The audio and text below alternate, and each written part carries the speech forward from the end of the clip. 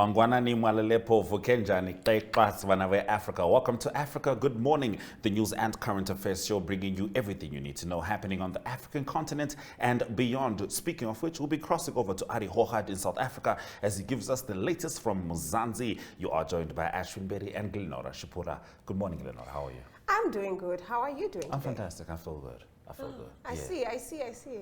You look very refreshed. Not as good as you look with those pearls. Thank you. Now, on that note, I look very professional, but today is International Bandana Day. Right. So you could do with a bandana, right? I could work with a bandana. That's fine. As long as it's blue, I think I'll be fine. Yeah, I think so too. So on any other day of the year, bandanas conjure up thoughts of punks on the street or pirates and ninjas, but on International Bandana Day, people all over the world ascribe special significance to wearing a bandana. If we can get serious for a minute, in 2012, 14.1 million new cases of cancer occurred all over the world. Let's take a look on this video on just that.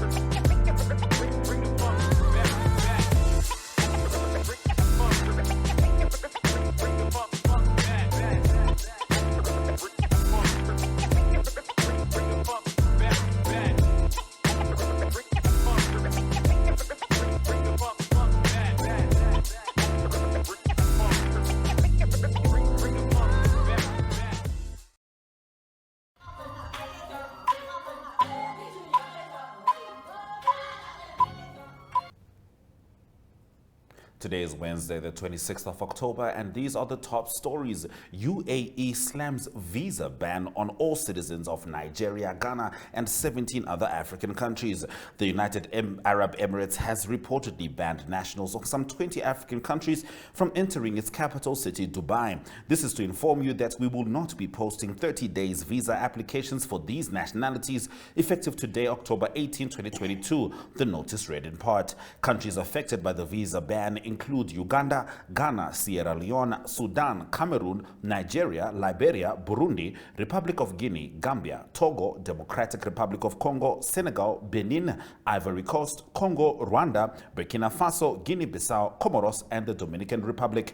In a notice issued to trade partners, including travel agents, authorities indicated that all applications should be rejected. Now, in December 2021, Emirates Airlines announced that 8 African countries will not be accepted to travel through Dubai until further notice due to the spread of COVID-19. It is, however, not clear the reason behind the latest ban.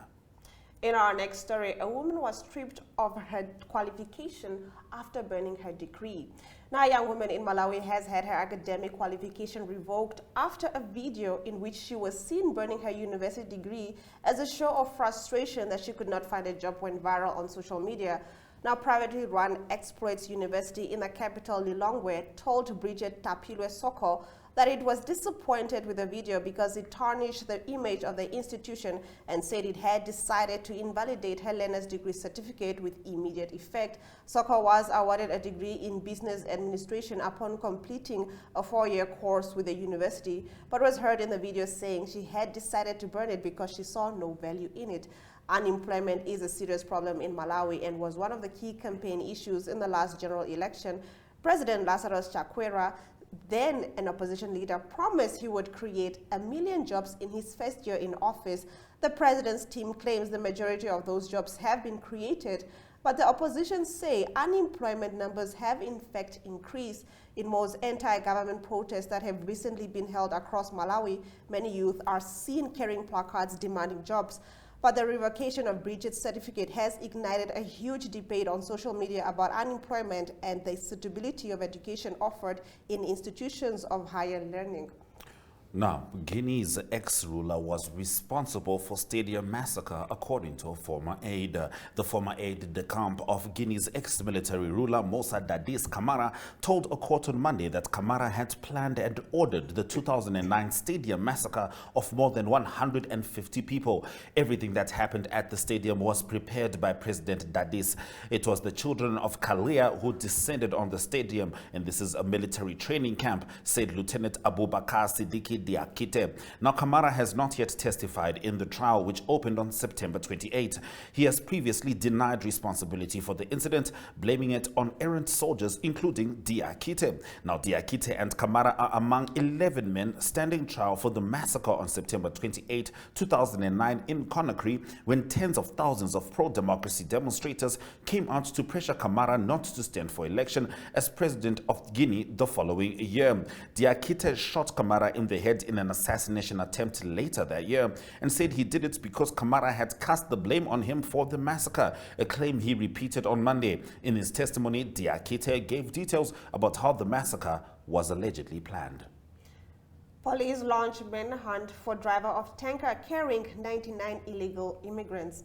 Now, the Mozambican police have launched a manhunt for a Malawian national driver of the tanker truck seized on Saturday in Guro district, central Mozambican province of Manica, while carrying 99 illegal migrants. The truck was on its way to the city of Beira in the neighboring province of Sofala, however, was unable to reach its destination because was intercepted by the police at a checkpoint.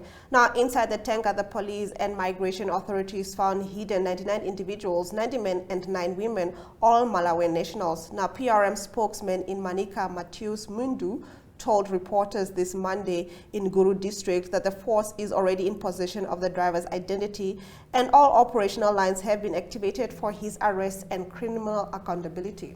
Now, the death of a Pakistani journalist in Kenya sparks protest. Dozens of journalists rallied on Monday in Pakistan's capital, Islamabad, over the killing of a senior Pakistani journalist by police in Kenya. Pakistani journalist Ashad Sharif died on Sunday evening after the car he was in sped up instead of halting at a roadblock near the capital, Nairobi.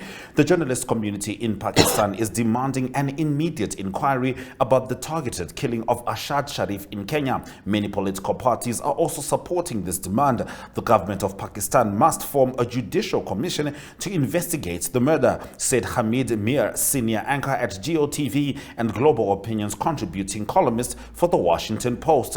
The police shot dead the journalist and his brother Khurram Ahmed. Sharif left Pakistan in July to avoid arrest following a citizen's complaint against him on allegations of maligning the country's national institutions, a reference to the military. Rounding off our top stories, Russian forces preparing to work under radioactive contamination. Russia's defense ministry said on Monday that it had prepared its forces to work in conditions of radioactive contamination after Moscow accused Ukraine of planning to detonate a dirty bomb, something Kyiv has strongly denied. After weeks of rising international tension following threats by President Vladimir Putin to defend Russia's territorial integrity with nuclear weapons, it was the first concrete statement from Moscow of a change in its forces' state of preparedness. Defense Minister Sergei Shoigu told Western defense ministers on Sunday that Moscow believed Ukraine was preparing to detonate such a bomb, a device using conventional explosives packed with radioactive material to spread contamination over a wide area. The head of Russia's nuclear, biological and chemical protection troops, Lieutenant General Igor Kirillov, told a media briefing on Monday the aim of such an attack will be to blame the resulting radioactive contamination on Russia by accusing it of detonating a low-grade nuclear weapon. Ukraine wanted to paint Russia as a nuclear terrorist, he said. The aim of the provocation would be to accuse Russia of using a weapon of mass destruction in the Ukrainian military theater, and by that means to launch a powerful anti-Russian campaign in the world aimed at undermining trust in Moscow. That brings us to the end of the top stories on Africa Good Morning, but stay with us because after the break we cross over to South Africa and find out the news on the ground from Ari Hochad.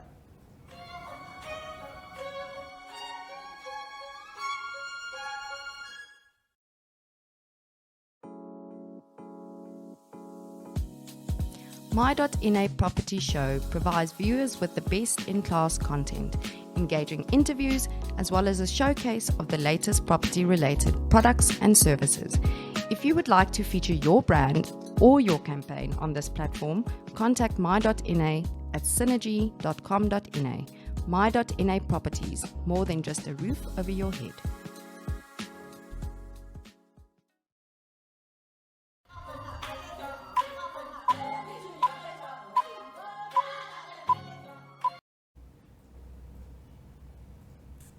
Now, Africa Good Morning prides itself on its ability to bring you decentralized African news. So keeping that in mind, we're going to talk to Ari Hochad. Good morning, Ari. How's it going in South Africa? Yes, very good morning. Yes, all is well. We're expecting an important day for us today. Our finance minister is talking, so we'll talk about that. All right. Now, let's get straight into your first two stories. Please tell us about the midterm budget policy statement for 2022, which will be today, and of course, the fact that Transnet may find itself in the same boat as Eskom.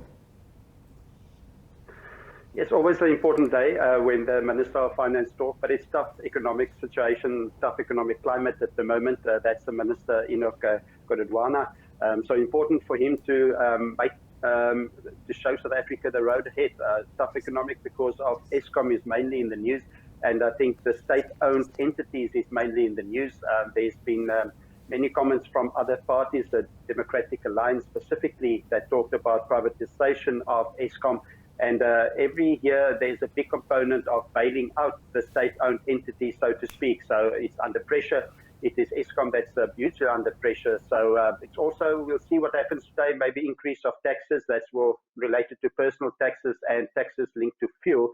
But the DA say there must be halting in funding state-owned entities. So that's one of the topics that will be discussed today. Going over to Eskom, and like you mentioned, Transnet. Transnet is definitely under pressure. Many analysts say or did warn that Transnet might be on the same way as Eskom. It is just related to the amount of debt, obviously, is the one factor. But also another factor is just maintaining the upkeep of those companies. And there was the strike recently, and also business concerned about Black Friday coming up. Walmart, the USA-based company, also concerned about Transnet's ability to help them on the Black Friday coming up. Now, Ari, getting right into your next stories, a Russian mega yacht is at center of attention in Cape Town, as well as the corruption in the Zondo Commission report. Can you get into the stories?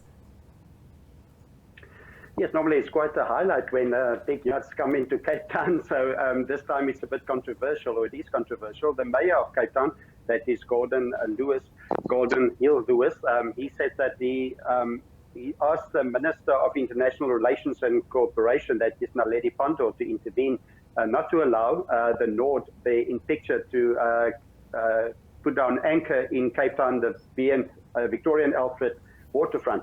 The reason for that is just the international condemnation of what's happening in Ukraine with the Russian invasion. That is Alexei Mordashov on the right, as we see there, with the president of Moscow, of Russia. So he is one of the people that's on international the sanctions for many countries all over the world. There's indication that he might be on the boat, but the spokesman said that he is actually in Moscow after the boat left for Hong Kong. So that will develop in the next few days.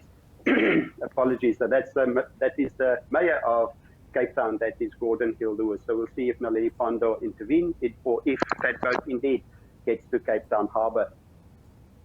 Yes, the other story is just there's concern that there's not enough being the president of South Africa, President Ramaphosa, did not indicate strongly enough about what the sanction will be with the ministers and deputy ministers implicated in wrongdoings in the Zondo Commission. That's one of them. It's David Maslovo, the State Security Deputy Minister, Zizi Gotv is one, and also Minister Gwedi Mantashe, and that is Minister Gwedi Mantashe. So it is very quiet what is going to happen to these people implicated in the Zondo Commission. That is something that government needs to address. But otherwise, it was President Ramaphosa that had strong statements quite recently about how to take care of that report and to get people to get into court. All right, now finally, Mineral Resources and Energy Minister Gwede Mantashe has made an about turn on carbon emissions. Could you please get into that, Ari? Yes, so talking at the Council of the Geoscience Summit, and it seems to be a turnaround. His argument was very strong lately that the decarbonizing of South Africa, he said that will economically be devastating for South Africa, meaning that he felt that coal is the way to go.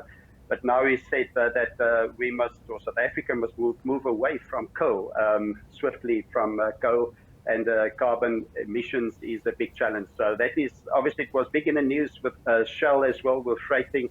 And so Gwede Mantashe was definitely under pressure, but I think he realizes now that green energy is the way to go. But South Africa do have old systems. 70% of electricity is still produced by coal. So that is, we're not helping a bit for Mother Earth at the moment. So, but there's a turnaround. All right. Thank you very much, Adi, for bringing us the news stories from South Africa. Great talking to everyone. Have a great Wednesday. Goodbye. We certainly hope to do so, and one of the elements that could make that possible is some good weather. So let's have a look at the predictions up next.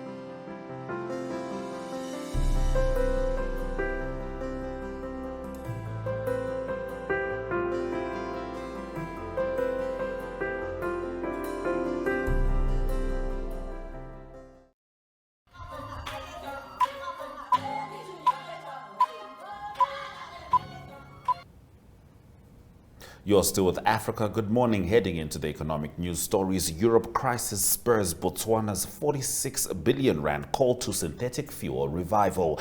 Botswana is seeking to secure funding partners for a $2.5 billion plant to produce synthetic fuels from coal, a plan rekindled by the energy crisis playing out in Europe, according to its energy minister. The Southern African nation has for nearly a decade discussed tapping its extensive coal resources to produce fuels to displace costly imports. That would follow the example of neighbor South Africa, which developed coal-to-liquids technology through SASO. Government efforts to realize the project have accelerated since Russia's invasion of Ukraine. Botswana's view echoes a common argument in Africa against foreign financiers who shun funding for its projects that involve fossil fuels, even though the continent is only responsible for about 3% of global greenhouse gas emissions. Botswana, a largely arid country that's the world's second biggest producer of diamonds, plans to increase its energy mix to almost 40% renewables by 2036. Maputo province exports over 220,000 tons of bananas. Exports of banana from the southern Mozambican province of Maputo reached 223,000 tons in 2021, which amounted to 80% of the total 279,504 tons produced last year. Now, the head of the Provincial Directorate of Agriculture and Fisheries of Maputo, Mariamo Jose, said that since the beginning of the year 2000, Maputo province benefited from large investments for fruit production, which now account for a significant portion of Mozambique exports, particularly bananas. The 279,000 tons of bananas, according to Jose, were produced over an area covering 5,300 hectares, of which 4,719 hectares are being explored by private commercial companies, and the balance by small producers, mostly from the family sector. Bananas, according to Mariamo, account for 3.9% of the overall agriculture production in Maputo province, generating an average of 1.3 jobs per hectare. That brings us to the end of our economic news stories. Up next, economic indicators.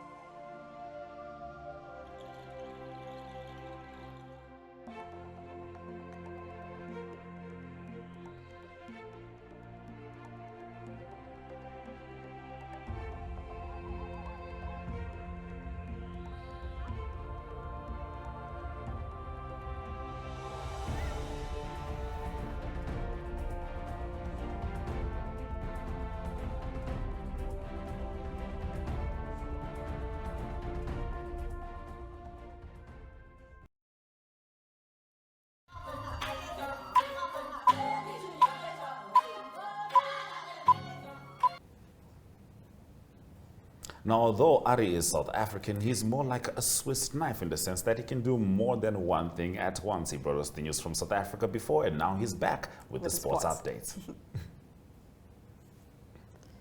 Good day everyone, time for international sports news, and starting off with cricket news. That's a T20 World Cup in Australia currently continuing, and it was the first game for Zimbabwe and South Africa that didn't end well. It was a no result because of rain in Hobart, and both teams now need to win all their games left in the tournament probably to qualify for the semi-finals. South Africa next play Bangladesh on Thursday, and also on Thursday it is Zimbabwe that play against Pakistan. The two teams, Zimbabwe and South Africa, they in Group 2, and the other teams, their strong teams, will be India as well. So tough games still to play for India, for South Africa and Zimbabwe. In Group 1, also a tough group. Just 2 of the 3 of New Zealand, England and host Australia can go through to the semi-finals. So that will also be a very competitive group with games left to play. And continuing international sports news with soccer news, it is the UEFA Champions League that continue. And games will be played in the week, and there's 5 teams that already qualified for the next round of the Champions League, and they are Real Madrid. They qualified in Group F, and in Group G it is Manchester City that's through. Group A saw Napoli already through to the next round, and then in Group B it is Club Brugge that is through, and Bayern Munich, also one of the early favourites, they're through in Group C. Some of the teams that can also go through is in Group A, it's Liverpool and Ajax fighting for that second spot. And then also Group C, very competitive there. It's also Inter Milan and Barcelona that still try to join Bayern Munich as the team that go through. Continuing international sports news with Formula One racing news, and it is the Formula One racing that will continue this coming weekend on Sunday. It is the Mexican Grand Prix that will be at the Autodrome Hermanos Rodriguez, that is in Mexico City. It's not going to make a difference on who win the individual or the team in this year's races. It already decided. It is Max Verstappen, the individual champion for 2022, and the Constructors' Championship already, that was won by Red Bull Honda. That was after the performance at Austin in the US Grand Prix the past weekend. In the news, however, is the decision of Formula One governing body that will make a decision for Red Bull Honda that went over the budget cap for 2021 season, and they will get a penalty for that. The budget cap was $145 million US, and it's reported by FIFA, or the Formula One governing body, that they went over the cap, and so there is a still sanction that must be given to Red Bull. It was delayed because on Saturday, just before the US Grand Prix, it was the co-owner of the Red Bull team. His name is Dietrich Matetic. He passed away, unfortunately, after a long battle with cancer. So the announcement was delayed.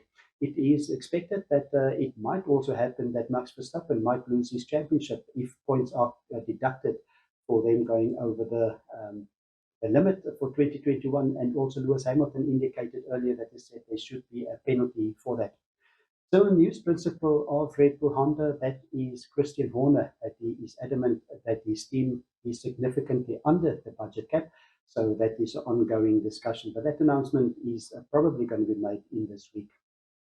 Closing off today's international sports news is tennis news. That's the Swiss Indoor Championship that's taking place in Basel at the moment, and the number 1 seed is Carlos Alcaraz. He's also the world number 1 seed, and he had a tough first round. He played against Jack Draper of Great Britain. Jack Draper is 45th in the world, but Draper won the first set by 6-3, and then it was Alcaraz that won the second 6-2, and the third by 7-5 to advance to the second round.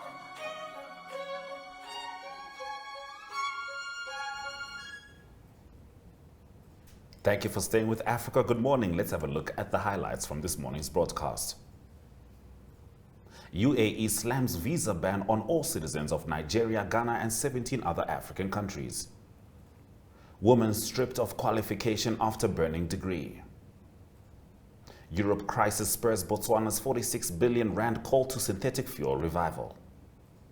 Those have been our stories. And with that, we've come to the end of our show. Do remember that Africa Good Morning is repeated on our 1up2 website, in our DSTV channel 285, and our Gotv channel 94 between 8:30 and 9 a.m. every weekday. I am Glenn Rashipura. And I am Ashwin Berry. Swela Shakanaka.